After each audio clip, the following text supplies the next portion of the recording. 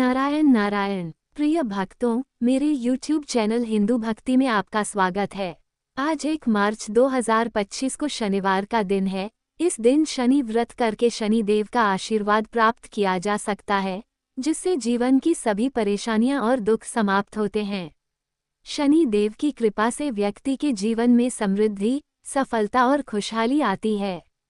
शनिवार के दिन विशेष रूप से तेल का दान, शनिदेव का पूजन और व्रत करने से जीवन में सकारात्मक ऊर्जा का संचार होता है। साथ ही ये दिन कर्मों का हिसाब करने और अपनी गलतियों से सीखने का होता है। इस दिन श्रद्धा और भक्ति के साथ पूजा करने से शनि दोष भी समाप्त हो सकते हैं और जीवन में संतुलन बना रहता है। आप सभी जानते हैं कि शनिदेव न्याय के देवता माने जाते हैं और वे अपने भक्तों के कर्मों के अनुसार फल देते हैं। यदि हमारी नियत और कर्म सच्चे होते हैं तो शनि देव हमें आशीर्वाद देते हैं और जीवन की राह को आसान बना देते हैं।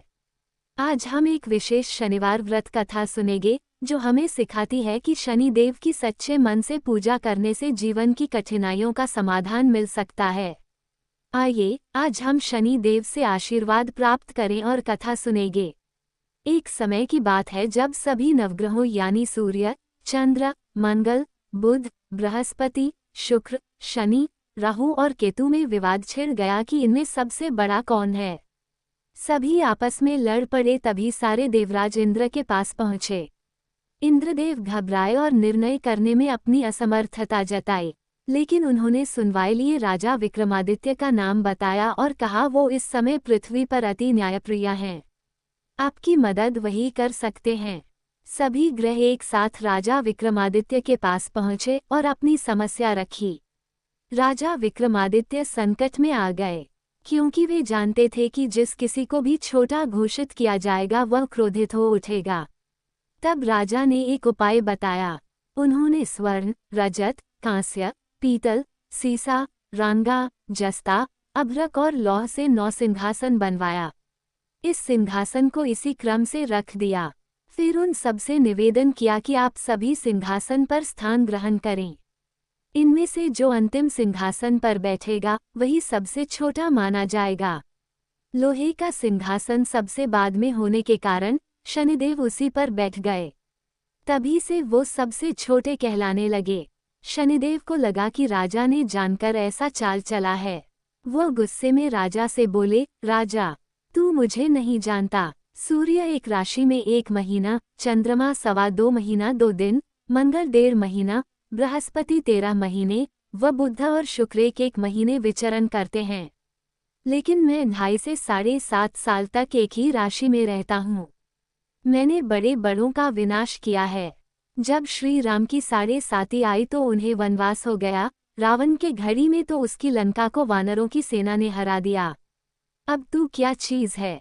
ऐसा कहते हुए शनिदेव वहां से चले गए। बाकी के देवता खुशी खुशी वापस आए। कुछ समय बीतने के बाद राजा की 7.5 आई। तब शनिदेव बढ़िया बढ़िया घोड़े को लेकर एक सौदागर बनकर वहां पहुंचे।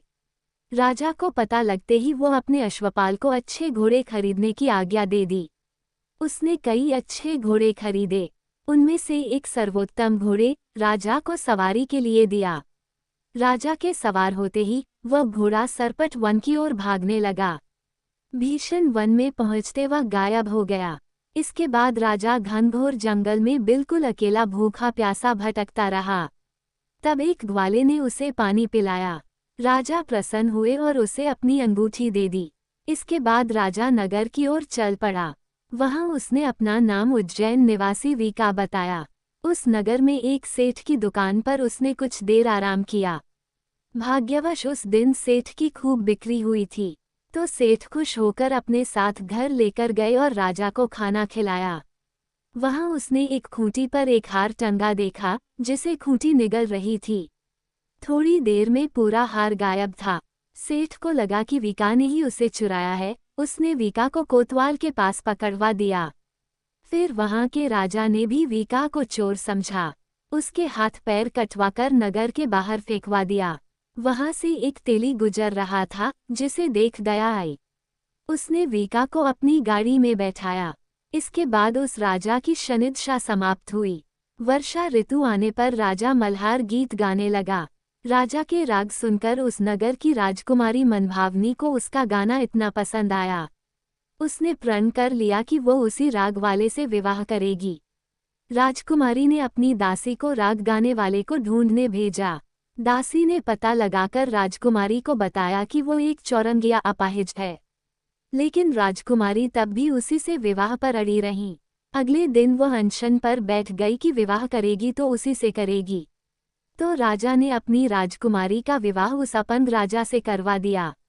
तब एक दिन राजा के स्वप्न में शनिदेव ने कहा, राजन देखा, मुझे छोटा बताकर तुम्हें कितना दुख झेलना पड़ा है।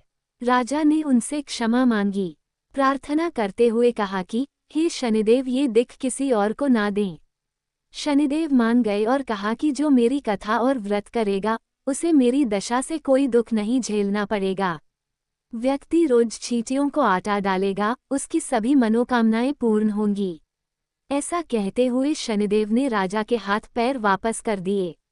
सुबह आंख खुलने पर राजकुमारी ने देखा तो वह चौंक गई। फिर वीका ने उसे बताया कि वह कोई वीका नहीं बल्कि उज्जैन का राजा विक्रमादित्य है।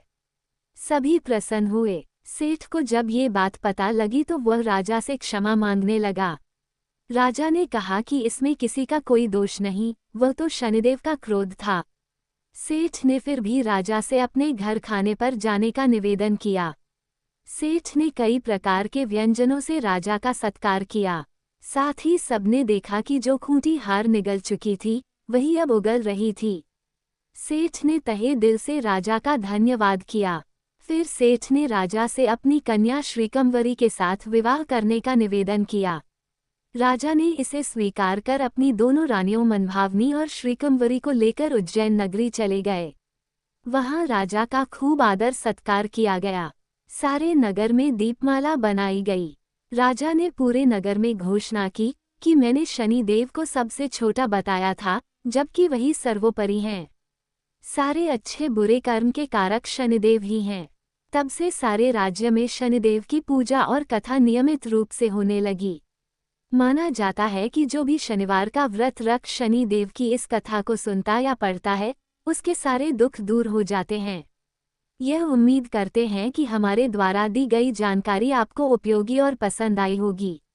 यदि आपको ये जानकारी अच्छी लगी हो तो कृपया हमारे चैनल को सब्सक्राइब, लाइक और शेयर जरूर करें। व्रत कथा और धार्मिक जानकारी के लिए हमारे YouTube चैनल हिंदू भक्ति के साथ जुड़े रहें। हम हमेशा नई और रोचक जानकारी लाते रहेंगे।